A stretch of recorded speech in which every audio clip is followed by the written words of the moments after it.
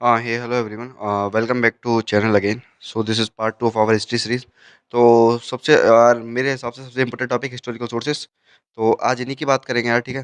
सबसे पहले historical sources का हम माइंड मैप देखेंगे कि क्या क्या माइंड मैप है। उसके बाद में हम सारी चीज़ें समझेंगे कि Brahmani text, Jain text, Buddhist text. तो ये सारी चीज़ें ना आप लोग बेसिकली देखो, ये छोड़ के मत जाना, बस बुद्धिस्ट टेक्स्ट और जैन टेक्स्ट, ठीक है। बाकी तुम्हें स्किप करना है स्किप करो, तुम्हें जो करना है करो, आई डोंट केयर। बस कि ये पढ़ के जाना, ठीक है। बाकी ये नोट्स तुम्हें ग्रुप में मिल जाएंगे। टेलीग्राम ग्रुप ज्वाइन कर लीजिएगा, डिस्क्रिप्शन में लिंक है, ठीक है। चलो स्टार्ट करते हैं फिर। अब देखो, बेसिकली हिस्टोरिकल सोर्सेज हमारे पास वो सोर्सेज होते हैं जो हमें हिस्ट्री के बारे में इन्फॉर्मेशन दें, ठीक है। हिस्टोरिकल सोर्सेज का मतलब है कि तुम्हें कुछ मिल जाए बस हिस्ट्री के बारे में पढ़ने के लिए, वो सारे सोर्सेज को हिस्टोरिकल सोर्सेज बोलते हैं। अब पहले होते हैं लिटरेरी सोर्सेज, दूसरे होते हैं आर्कियोलॉजिकल सोर्सेज। अब इतना समझो कि बेसिकली लिटरेरी सोर्सेज क्या है और आर्कियोलॉजिकल सोर्सेज क्या है। देखो, लिटरेरी सोर्सेज मतलब लिटरेरी क्या होता है यार, बेसिकली पढ़ना लिखना ये सारी चीज़ें आती है ना। तो ऐसी बुक्स मिल जाए या पेज मिल जाए या तुम्हें कोई लिखावट मिल जाए किसी की, तो लिटरेरी सोर्सेज है भाई वो। आर्कियोलॉजिकल सोर्सेज जो आर्कियोलॉजिकल डिपार्टमेंट फाइंड करे, तुम्हारे इंस्क्रिप्शंस मिल गए, तुम्हारे कॉइन्स मिल गए, तुम्हारे मॉन्यूमेंट्स हो गए, है ना। सिक्के मिल रहे हैं ज़मीन में से, या पुराने इंस्क्रिप्शन मिल गया कोई, किसी पे कुछ, किसी पिलर पे कुछ लिखा हुआ मिल गया, कोई पिलर निकल आया ज़मीन में से। तो वो सारी चीज़ें इंस्क्रिप्शंस होती हैं, कॉइन होते हैं, मॉन्यूमेंट होते हैं, ये आर्कियोलॉजिकल सोर्सेज में आते हैं, ठीक है। अब समझो, जो जो आर्कियोलॉजिकल सोर्सेज होते हैं वो मोर रिलायबल होते हैं, है ना। उन पे हम ज़्यादा विश्वास कर सकते हैं, वो हमें ज़्यादा इन्फॉर्मेशन दे सकते हैं। तो यही होता है बेसिकली। तो ये क्वेश्चन आता है कि हिस्टोरिकल सोर्सेज ज़्यादा रिलायबल है या आर्कियोलॉजिकल सोर्सेज। तो आर्कियोलॉजिकल सोर्सेज रिलायबल है, क्योंकि काफ़ी लंबे टाइम तक वो हमें इन्फॉर्मेशन उन पे रहती है, ठीक है।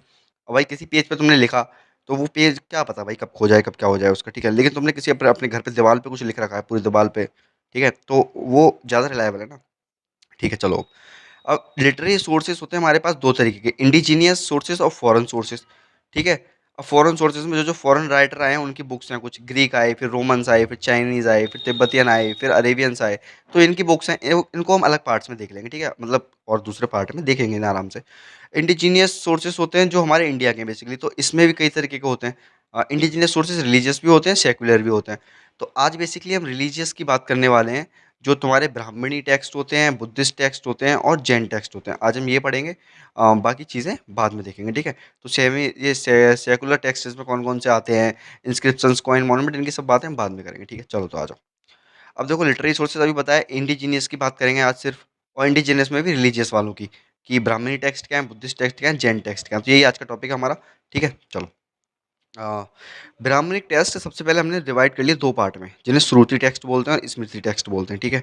अब ये श्रुति से और कहीं मत जाना और स्मृति से कहीं मत जाना, ठीक है। तो ब्राह्मणी टेक्स्ट हो गए तुम्हारे दो तरीके के, श्रुति टेक्स्ट और स्मृति टेक्स्ट।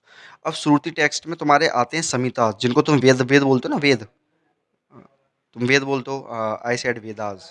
तो मेरे को ऐसे ही बोलने का आदत है, तो मैं कहीं मतलब ठीक है यार, प्रोनाउंसिएशन हो सकता है मैं गलत कर रहा हूँ, इट्स ओके, बट कोई नहीं, आप मैनेज कर लेना, ठीक है। मेरे को आदत है, मैं वेदास ही बोलता हूँ उन्हें। तो समिता या वेदा, ठीक है। ये एक ही नाम है दोनों का। या फिर ब्रह्मणास भी इसी में आते हैं, तुम्हारे आरंक्यास भी इसी में आते हैं, आरंक्या और उपनिषद भी इसी में आते हैं, ठीक है। तो ये सारी चीज़ें श्रुति टेक्स्ट में आती हैं। अब स्मृति टेक्स्ट में क्या आता है, तुम्हारे वेदांगास, वेदंग्यास हो गए, सूत्रास जिन्हें बोलते हैं, तुम्हारी स्मृतिज हो गई।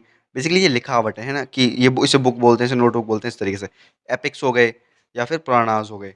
तो ये आते हैं तुम्हारे स्मृति टेक्स्ट में, श्रुति टेक्स्ट हो गए और स्मृति टेक्स्ट हो गए। तो ब्राह्मणी टेक्स्ट जो है, हिंदू टेक्स्ट बेसिकली दो पार्ट्स में डिवाइड है, श्रुति टेक्स्ट और स्मृति टेक्स्ट। अब देखो, बात करेंगे वेदास की, जिन्हें संहितास भी बोलते हैं, ठीक है। तो वेदास, पहली चीज़ ये समझो कि वेद लिखे थे तुम्हारे आर्यंस ने। तो वेद जो फोकस करते हैं रिलीजियस, सोशल और आर्यंस की इकोनॉमिक लाइफ जो है उन पे ज़्यादा फोकस करते हैं, कि रिलीजियसली वो कैसे थे, सोशली कैसे थे, इकोनॉमिकली कैसे थे आर्यंस। लेकिन उनकी जो पॉलिटिकल लाइफ थी ना, कि वो कैसे शासन करते थे, कैसे क्या चीज़ चलती थी, तो पॉलिटिकल लाइफ पे उनका फोकस जो है वो बहुत कम था। तो वेदास बेसिकली चार तरीके, चार वेद होते हैं हमारे पास। बेसिकली चार वेद हैं यार, होते क्या है। तो ऋग्वेद, यजुर्वेद, सामवेद और अथर्ववेद। तो अब ये देखो, तुम ये मत सोचना कि ये वेद की क्लास होने वाली है, कि वेद क्या क्या होते हैं, एक वेद, दो वेद, तीन वेद, चार वेद, इनको एक एक करके पढ़ेंगे भाई। वो ना हम वैदिक कल्चर में सारी चीज़ें देखेंगे, तो वो वैदिक कल्चर में बात करेंगे इसकी, ठीक है। अभी तुम इतना समझो, सिर्फ ऋग्वेद, यजुर्वेद, सामवेद और अथर्ववेद। ऋग्वेद तुम्हारा कंपाइल हुआ था 1500 बीसी से 1000 बीसी में, ठीक है। ये इनका कंपाइलिंग पीरियड है, कि कितने ईयर में ये कंपाइल हुए हैं, मतलब बेसिकली बने हैं, लिखे हैं। अब देखो, ऋग्वेद जो है वो सप्त सेंधव रीजन में कंपाइल हुआ है। सप्त सेंधव रीजन तुम्हारा ये पंजाब हरियाणा वाला रीजन है ना, यहाँ पे। और यजुर्वेद हो गया, सामवेद हो गया, अथर्ववेद ये बाद में बना है, बाद में कंपाइल हुआ है। ऋग्वेद पहले कंपाइल हुआ है, यजुर्वेद, सामवेद, अथर्ववेद बाद में कंपाइल हुए हैं 1100 बीसी, 600 बीसी, 1100 से 600 बीसी में ये कंपाइल हुए, ठीक है। ये हुए थे कुरु पांचाल रीजन में, जो कुरुक्षेत्र वाला रीजन है बेसिकली, पांचाल वाला रीजन, तो वहाँ पे। तो ऋग्वेद पहले कंपाइल हुआ है, ये तीनों वेद बाद में कंपाइल हुआ है। अब कौन से वेद में क्या है, सॉन्ग्स किस में है, मैजिकल प्रेयर्स किस में है, वो सारी चीज़ें बात की हैं, ठीक है। वैदिक कल्चर में सब देखेंगे। आज हमारा मेन टेक्स्ट है, इनकी बुक्स वुक्स देखना सारी चीज़ें, ठीक है। हाँ, अब बात करते हैं ब्रह्मनाश की। तो 1000 बीसी से 600 बीसी इनका कंपाइलिंग पीरियड है।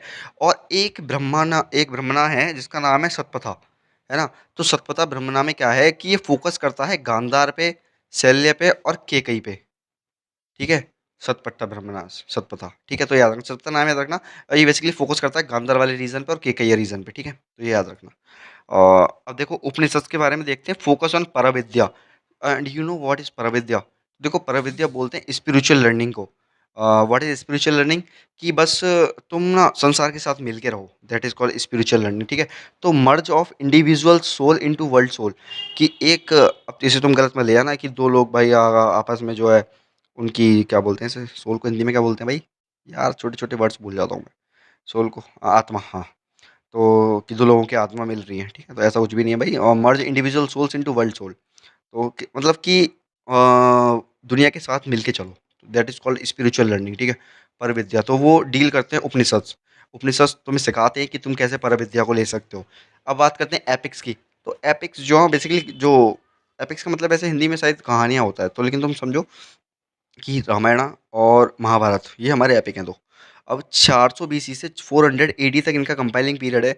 रामायण तुमने पता है कि रामायण तुम्हें पता है कि वाल्मीकि जी ने कंपाइल की थी, ठीक है, वाल्मीकि जी ने लिखी थी। और जो तुम्हारे महाभारत थी वो वेद व्यास जी का है।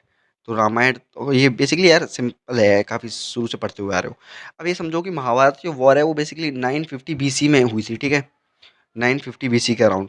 और रामायण में एक चीज़ और ध्यान रखना कि रामायण यार तुम्हें पता है कि राम जी वाम जी सारी चीज़ें, बट एक चीज़ देखो कि रामायण में ना मेंशन है यवनास का। यवनास कौन थे? ये बेसिकली ग्रीक्स के लिए वर्ड यूज हुआ है यवनास। तो आ सकता है कि यवनास जो वर्ड है वो किसके लिए, ग्रीक्स के लिए। और जो साकाज है ना, इनका भी मेंशन है रामायण में, जो इसका इतिहास है ना बेसिकली उनका।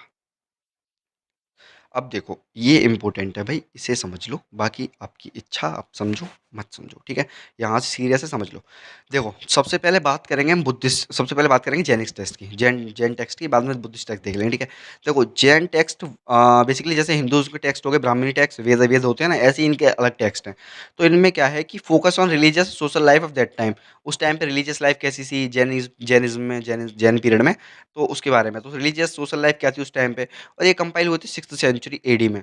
अब देखो जैन टेक्स्ट में बहुत सारे अंग आते हैं, बेसिकली तुम बोल सकते हो अंग है या चैप्टर बोल सकते हो इस तरीके से। तो इनके 12 इंपॉर्टेंट चैप्टर्स हैं, उनमें से कुछ मैंने लिख रखे हैं जो इंपॉर्टेंट है, ठीक है। ये कुछ लिख रखे हैं, 12 नहीं है पूरे। तो सबसे पहला है आचरंग सूत्र।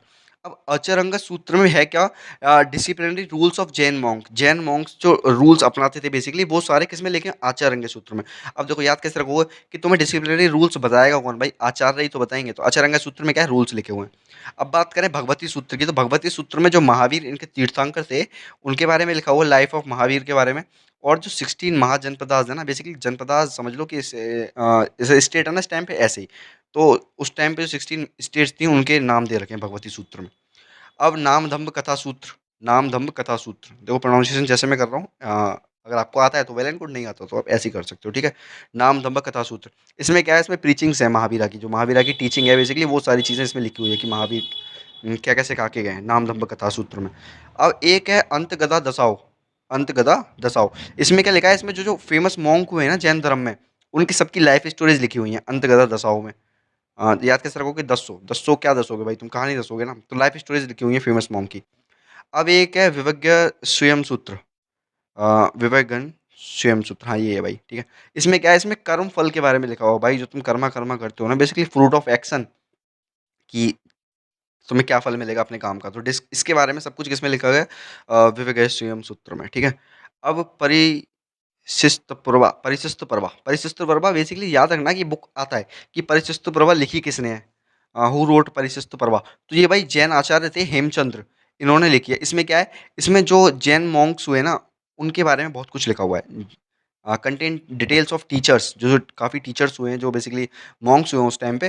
तो परिशिष्ट पर्वा में उनके बारे में लिखा है हेमचंद्र जी ने, ठीक है। ठीक है भाई। अब देखो, अब प्यार से बुद्धिस्ट टेक्स्ट समझो। बुद्धिस्ट टेक्स्ट समझने के लिए थोड़ी-सी ऐसे ही समझो कि बुद्ध जो हमारे ब्रह्मणास टेक्स्ट थे, वो 2 पार्ट्स में डिवाइड थे। कौन-कौन से? जल्दी फटाफट बोलो, जल्दी कमेंट में टाइप करो, ठीक है? तो देखो आ जाओ। तो वो किस पार्ट्स में डिवाइड थे? श्रुति और स्मृति। ऐसे ही बुद्धिस्ट जो टेक्स्ट हैं, वो भी 2 पार्ट्स में डिवाइड है, पाली टेक्स्ट और अनुपाली टेक्स्ट। ठीक है? पाली और अनुपाली। अब पाली टेक्स्ट में आते हैं तुम्हारे त्रिपिटकास। जैसे हमारे वेद होते हैं ना, ऐसे ही इनके त्रिपिटकास होते हैं। त्रिपिटक बोलते हैं बेसिकली इन्हें। दीपवंश, महावंश, मिलिंद पनाहो। मिलिंद पनाहो मोस्ट इंपोर्टेंट भाई, कई बार एग्जाम में आ चुकी है। दिव्य वदन, ललित विस्तार, आर्य मंजूश्री मूल कल्पा। आर्य मंजूश्री मूल कल्पा, ठीक है, ललित विस्तार। तो ये बेसिकली अनुपाली टेक्स्ट है। अब धीरे धीरे एक एक करके समझ लो कि बस होता क्या है किसमें, ठीक है। बाकी ये त्रिपिटकास वेटिकास हम आराम से देखने वाले हैं। मैं जूम कर दे रहा हूँ थोड़ा सा, ठीक है। 1 मिनट तो बस। चलो आ जाओ। अब देखो, त्रिपिटका में 3 पिटक होंगे, ये पता है ना भाई। त्रिपिटका, ट्री और पिटका। पिटका बेसिकली इनकी बुक होती है रिलीजियस, और ट्रायो का मतलब क्या होता है कि 3, ठीक है। तो 3 पिटक होते हैं इनके, विनय पिटक, सूत पिटक, अभिधम्ब पिटक। अब देखो, विनय पिटक और सूत पिटक होता क्या-क्या है वो मैंने नीचे लिख रखा है, लेकिन पहले से समझो। कोई विनय पिटक और सूत पिटक कंपाइल हुए फर्स्ट बुद्धिस्ट काउंसिल में, जो राजगृह बिहार में हुई थी ना। जो पहली बुद्धिस्ट काउंसिल राजगृह बिहार बिहार में हुई थी, तो वहाँ सूत विनय पिटक और सूत पिटक कंपाइल हुए। फिर अभिधम्म पिटक तीसरी बुद्धिस्ट काउंसिल काउंसिल में हुआ, पाटलिपुत्र में। ये भी बिहार में ही है, ठीक है। तो ये सारी चीज़ें याद रखना कि कौन सा पिटक जो है वो कब कौन सी काउंसिल में कंपाइल हुआ है। अब देखो, विनय पिटक में लिख क्या रहा है? विनय पिटक में रूल्स एंड रेगुलेशन लिख रहे हैं for leading a monastery life. अगर तुम बेसिकली त्याग करना चाहते हो, मोनेस्ट्री लाइफ जीना चाहते हो, तो तुम्हारे रूल्स एंड रेगुलेशन लिखे होंगे तुम कैसे त्याग कर सकते हो। तो विनय पिटक। अब सूत पिटक का समझो। सबसे लार्जेस्ट पिटक क्या है? सूत पिटक। जैसे हमारा सबसे बड़ा वेद कौन सा है? ऋग्वेद। तो ऐसे ही इनका क्या है? सूत पिटक। अब सूत पिटक में कई सारे ना इनके निकाय हैं। निकाय बोलते हैं चैप्टर्स को। सूत पिटक के कई सारे चैप्टर्स हैं अंदर, उन्हें बोलते हैं निकाय। तो उसी निकाय में एक पैराग्राफ या एक टॉपिक समझ लो जिसका नाम है अम्बथा। अम्बथा सूत्र, अम्बथा सूत्र, है ना। सूत पिटक है ना, तो अम्बता सूत ऑफ दिग निकाय। कौन से निकाय का है? दिग निकाय। तो दिग निकाय में जो अम्बता सूत्र में बेसिकली दिया गया है, डेस्क्रिप्शन दिया है बेसिकली क्षत्रिय प्राइड का, कि जो क्षत्रिय लोग होते हैं, वो उनका ब्लड जो किस तरीके से प्योर होता है, उनके बारे में तुम्हें कहानियाँ मिल जाएंगी काफ़ी, उनकी गौरवशाली कहानियाँ। तो वो बेसिकली क्षत्रियों के बारे में कहानियाँ कहाँ दी हैं? अम्बता सूत्र में, ठीक है। अब अंगुत्तरी निकाय क्या है? अंगुत्तरी निकाय जैसे तुम्हारे भगवती सूत्र में 16 महाजनपदार्थ के नाम दिए हैं ना, ऐसे ही तुम्हारे अंगुत्तरीय निकाय में 16 महाजनपदार्थ की लिस्ट दी है। अब ये क्वेश्चन आता है कि कौन सा बुद्धिस्ट टेक्स्ट है जिसमें 16 महाजनपदार्थ की लिस्ट है? तो वो अंगुत्तरीय निकाय। और पूछता है कि कौन सा जैनिज्म टेक्स्ट है इसमें बेसिकली 16 महाजनपदार्थ की नाम दिए हैं? तो वो भगवती सूत्र, ठीक है। अब बात करते हैं, एक और निकाय है इनका, खुडक्का निकाय। आई थिंक प्रोनाउंसिएशन ठीक है। खुडक्का निकाय, उसमें क्या है? उसमें एक और पैराग्राफ मान लो, इसे बोलते हैं जटकाज। तो जटका में क्या दिया है? जटकाज में तुम्हारी स्टोरीज दी हैं। जैसे स्टोरी सुनकर तुम्हें झटका लगता है ना, तो ऐसे झटका ऐसे याद कर सकते हो तुम। तो 549 स्टोरीज दी हैं किसकी? गौतम बुद्ध के पुराने जन्मों की। गौतम बुद्ध के, जो भगवान गौतम बुद्ध हैं, उनके पुराने जन्मों की 549 स्टोरीज दी हैं जटकाज में, ठीक है। अब देखो, अब बात करते हैं अभिधम्म पिटक की। जो इसका मतलब तीसरा पिटक रह गया ना, अभी 2 ही तो पढ़े हैं, बिना पिटक और शुद्ध पिटक। अब अभिधम्म पिटक क्या है? ये basically deal with the doctrine of Buddha in scholastic manner. अब भाई सिंपल है कि डॉक्ट्राइन मतलब, इसका मतलब समझो, doctrine of Buddha in scholastic manner. जो बुद्धा की बेसिकली टीचिंग थी, प्रीचिंग्स थी, वो सारी एक तरीके से लिख के दे रखी हैं इन लोगों ने, है ना, अभिधम्म पिटक में। अब दीपवंश और महावंश इतने इंपॉर्टेंट नहीं है, क्योंकि अपने इंडिया में कंपाइल नहीं हुए, श्रीलंका में कंपाइल हुए, ठीक है। तो दीपवंश और महावंश जो बेसिकली पाली टेक्स्ट में आते हैं, बुद्धि देखो यहाँ दिखाया था ना मैंने ऊपर। दीपवंश और महावंश कहाँ आते हैं? पाली टेक्स्ट में आते हैं ना। त्रिपिटका हमने पढ़ लिए। दीपवंश महावंश श्रीलंका में हुए, तो ये हमें पढ़ने नहीं है। मिलिंद पन्हाऊ देखो, मोस्ट इंपोर्टेंट है, कई बार आई है एग्जाम में। मिलिंद पन्हाऊ बेसिकली सिंपल एक बातचीत है, जैसे तुम और मैं, मान लो कि तुम और मैं दोनों मिलकर बातें करें कुछ, और उस बातों को एक बुक में कन्वर्ट कर दें। तो वही है, एक कन्वर्जेशन है बिटवीन मिलिंद। मिलिंद कौन है? मिएंडर, जो इंडो ग्रीक था ना, इंडो ग्रीक से जो बेसिकली फॉरेनर्स आए थे, तो उनको बोलते हैं मिलिंद। तो उनको बोलते नहीं, मतलब फिर उनमें से एक राजा था मिलिंद। तो मिमी, जिसको इंग्लिश में मिएंडर भी बोलते हैं। तो इन भाई साहब और एक बुद्धिस्ट मॉन्क थे, नागसेन, जिनको नागार्जुन भी बोलते हैं। तो मिलिंद, नागसेन, या मिएंडर या नागार्जुन, एक ही नाम है, ठीक है। तो इन दोनों के बीच में कुछ बातचीत हुई, किस मैटर पे? फिलोसफिकल मैटर पे। जब फिलोसफिकल मैटर पे इनकी बात हुई, फिलोसॉफिकल मैटर पे, तो बेसिकली उसी कन्वर्जेशन को नाम दे दिया मिलिंद पनाहो। मिलिंद और पनाहो, ठीक है। मिलिंद के नाम से याद रखना, पनाहो नागसेना को बोलते होंगे शायद। तो ये है। और मिलिंद पनामा में ना फॉरेन ट्रेड के बारे में भी कुछ डिस्क्राइब्ड है कि इंडिया का फॉरेन ट्रेड्स, इंडिया का कोई लिंक था फॉरेन कंट्रीज से जो ट्रेड वेड होता था, ठीक है। अब अनुपाली टेक्स्ट में दो ही चीजें इंपॉर्टेंट है, बाकी बिल्कुल भी इंपॉर्टेंट नहीं है। दिव्यवदन, दिव्यवदन में क्या है, इसमें स्टोरीज लिखी हुई है लेटर मौर्यन किंग्स की और सुंगा किंग्स की और लाइफ ऑफ बुद्धा, जो बेसिकली गौतम बुद्ध थे उनकी भी, ठीक है। तो इसमें बस स्टोरी ये पूछ सकता है तुमसे किस किस की स्टोरीज हैं, गुप्ताज की नहीं है, मौर्यन की है और सुंग की है, तो याद रखना। अब है आर्य मंजू श्री मूलकल्पा, आर्य मंजू श्री मूलकल्पा। इसमें क्या था, इसमें पॉलिटिकल इवेंट्स दिए हैं कि कैसे कैसे कौन कौन राजा बना, क्या क्या हुआ, कब, प्री मॉडर्न पीरियड से लेके वर्धन पीरियड तक, जो हर्षवर्धन था वहां तक, इन सब की एक क्रोनोलॉजी दे रखी है कि ऐसे ऐसे ये राजा बने, ठीक है। तो basically this is all about मेरी तरफ से कि लिटरेरी सोर्सेज जो होते हैं उनमें रिलीजियस टेक्स्ट कैसे कैसे होते हैं, तो याद रखना। कल बात करेंगे हिस्टोरिकल टेक्स्ट की, और देखते हैं तीसरा पार्ट, या कल ही बात कर लेंगे फॉरेन ट्रेवलर्स की जो बुक्स हैं उनकी, ठीक है। तो अगर वीडियो पसंद आई हो तो बेसिकली कमेंट कर सकते हो, मेरे को बता सकते हो, और यार कोई चेंज करना हो तो बेसिकली वो भी आप लोग मेरे को बता सकते हो, है ना। छोटे भाई बहन हो यार, सजेशन दे सकते हो, ठीक है, कोई दिक्कत नहीं। तो चलो मस्त रखो तैयारी यार, खींच के अपना छोटा छोटा एक एक टॉपिक करेंगे, ज़्यादा वीडियो वीडियो नहीं है, 15-16 सेकंड के 2x पे लगाओगे, 8 मिनट में खत्म हो जाएगी, ठीक है। मस्त, ठीक है। और टेलीग्राम ज्वाइन कर लो, क्विज विज भी होती है यार वहाँ पे, ठीक है। चलो ध्यान रखो, बाय बाय।